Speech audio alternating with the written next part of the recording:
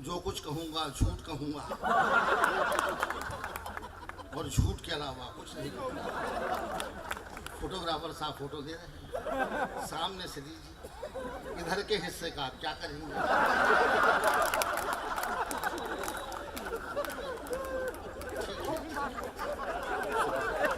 मैंने इसलिए कहा कि मेरा जिंदगी में एक भी फोटो नहीं। मैं एक ऐसे फोटोग्राफर को जानता हूँ जो हमेशा शादी ब्याह के फोटो खींचता था। मैं एक ऐसे फोटोग्राफर को जानता हूँ जो हमेशा शादी ब्याह के फोटो खींचता था। एक बार उसकी ड्यूटी शमशान में लगी, मुर्दे का अंतिम फोटो खींचना था, उसका अभ्यास नहीं था। तो उसने जैसे ही अपना कैमरा मुर्दे के चेहरे पे फोकस किया, आदतन उसके मुंह से निकल गया, इस्माइल प्लीज।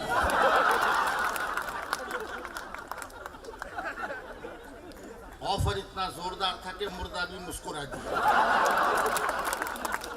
अंजाम ये हुआ कि मुर्दा लगातार मुस्कुरा रहा था और जो नहीं थे वो हुए जा रहे। बहुत अच्छी महफिल है और पहली बार मौका मिला है न्यायपालिका के लोगों के बीच में आने का। मैं बहुत छोटी कविताएं सुनाऊंगा गौरव जी। मैं लंबी कविताएं अब नहीं सुनाता। जब मेरी उम्र थी तब मैं लंबी कविताएं सुनाता था। अब तो मेरी खुद ही लंबे होने की उम्र है, इसलिए मैं लंबी कविता नहीं सुनाऊंगा। और लंबी कविता सुनाने से एक्सीडेंट भी हो सकता है। मुझे याद है कवि ने बहुत लंबी कविता सुना दी, सामने बैठा कि वीआईपी चल बसा। लंबी कविता सुन के वो लंबा ही हो गया। जज साहब भी सुन रहे थे। जज साहब ने उसको कहा कि तुम्हारी कविता से एक आदमी की हत्या हो गई, तुमको फांसी होने वाली है, मैं ही देने वाला हूँ, कोई अंतिम इच्छा हो तो बताओ। कवि बोला साहब वही कविता मैं आपको सुनाना चाहता हूँ।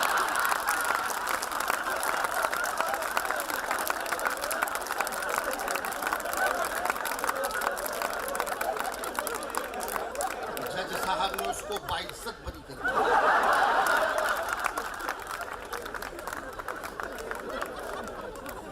मैं ऐसा कभी नहीं करता। और ये हमारी बहन और हमी ने ठीक कहा और अशोक जी ने भी ठीक कहा कि हमारे मंचों पर इन दोनों एक छोटा सा कुटेव आया है कि बहुत तालियों तालियों तालियों के लिए बार बार कहते हैं।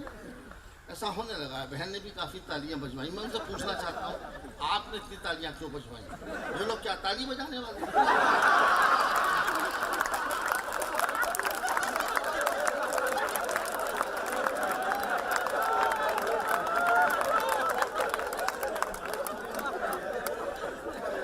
बचा के रखना चाहता हूँ संस्कृति को। मैं नहीं चाहता कि इस देश के लोग ताली बजाने वाले हैं। इसलिए अशोक जी ने मेरे बारे में एक बहुत अच्छी बात कही। कविता वगैरह तो जगह होती है, लेकिन उन्होंने एक बात बहुत अच्छी कही जो मुझे अच्छी लगी और वो सच भी है शायद कि मैं कवि सम्मेलनों के मंचों पे एक कॉन्फिडेंट कवि के रूप में जाना जाता हूँ। मेरी कविताओं के बारे में पता नहीं कि लोग क्या सोचते हैं, क्या पता वो होती है या नहीं होती है, लेकिन वो कुछ तो होता है तभी लोग आते हैं। कॉन्फिडेंस मेरा जन्मजात स्वभाव है। मैं इतना कॉन्फिडेंस वाला हूँ कि आप लोग की संख्या में काफ़ी लोग बैठे हैं। मेरा तो वो कॉन्फिडेंस है कि एक भी समझदार सामने बैठा हो तो मैं पूरी रात अकेले निकाल सकता हूँ।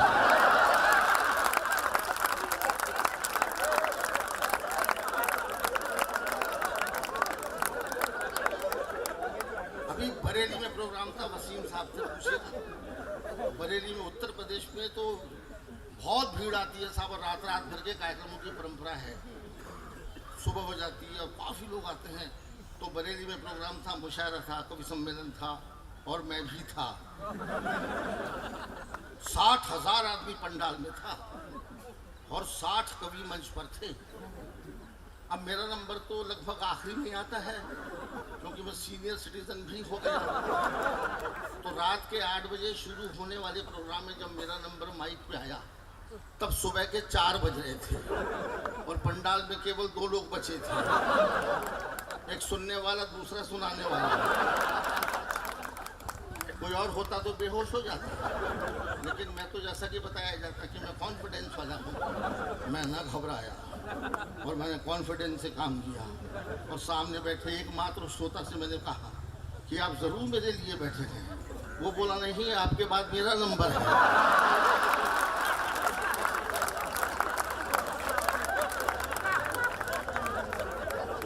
साहब उस दिन मेरा भ्रम टूट गया। मैंने तब तक डिक्शनरी में एक ही शब्द पढ़ा था, कॉन्फिडेंस। मुझे उस दिन मालूम पड़ा कि दूसरा भी होता है, ओवर कॉन्फिडेंस। मैंने जिंदगी के अनुभव लिए। कोर्ट में खड़ा हूँ, एक कोर्ट में मैं भी दर्शकों, मेरी इच्छा की दर्शकों में बैठ के दिखना चाहिए। सिनेमा में बहुत सीन देखने को मिलते हैं, लेकिन अब तक मैं गया कि अपने मेरे वकील दोस्तों ने कहा एक बार मैं कोर्ट की कार्रवाई देखना चाहता हूँ। बोले चलो, ले गया। उस दिन एडिशनल जज वहाँ पर कोर्ट में थे, उनके कोर्ट में मुकदमा था एडिशनल जज साहब के। तो मुकदमा शुरू हुआ। सुनने लायक बात है, एक किसान के बैल चोरी हो गए थे, उसका मुकदमा चल रहा था, चोरी की रिपोर्ट। तो एडिशनल जज साहब ने किसान से पूछा कि तुम्हारे बैल कब चोरी हुए, कैसे चोरी हुए? तो किसान बोला कि साहब मैं अपने बैलों को लेकर पशु मेले में बेचने जा रहा था, तो मैंने बीड़ी का बंडल लाने के लिए अपने बैलों को पेड़ से बांध दिया। लौट के देखा तो मेरे तीनों बैलों की जोड़ी गायब थी। तो जज साहब बोले 3 बैलों की जोड़ी? जोड़ी तो 2 बैलों की होती है, 3 बैलों की कैसे? तो किसान बोला कि तीसरा एडिशनल था।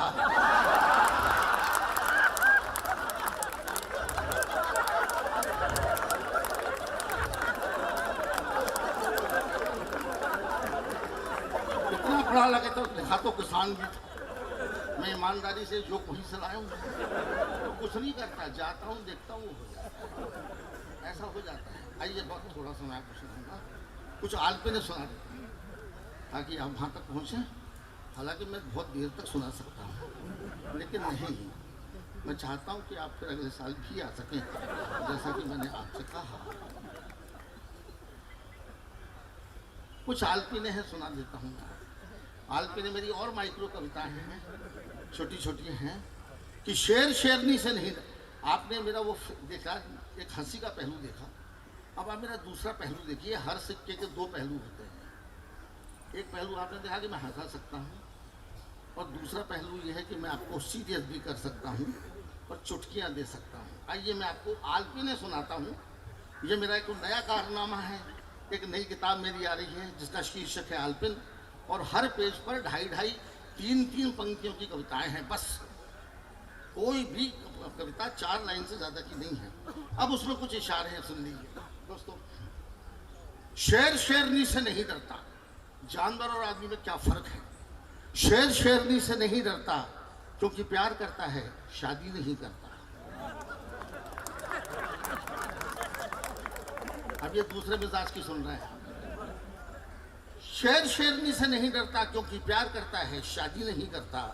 आदमी औरत से डरता है क्योंकि प्यार नहीं, सिर्फ शादी करता है। हम लोग सिर्फ शादी करते हैं साहब, या तो विवाह करते हैं या आखिरी तक, जीवन तक निर्वाह करते हैं। प्रेम करने की सूझती ही नहीं। शायद ये प्रॉब्लम है। ऐसी कविता है।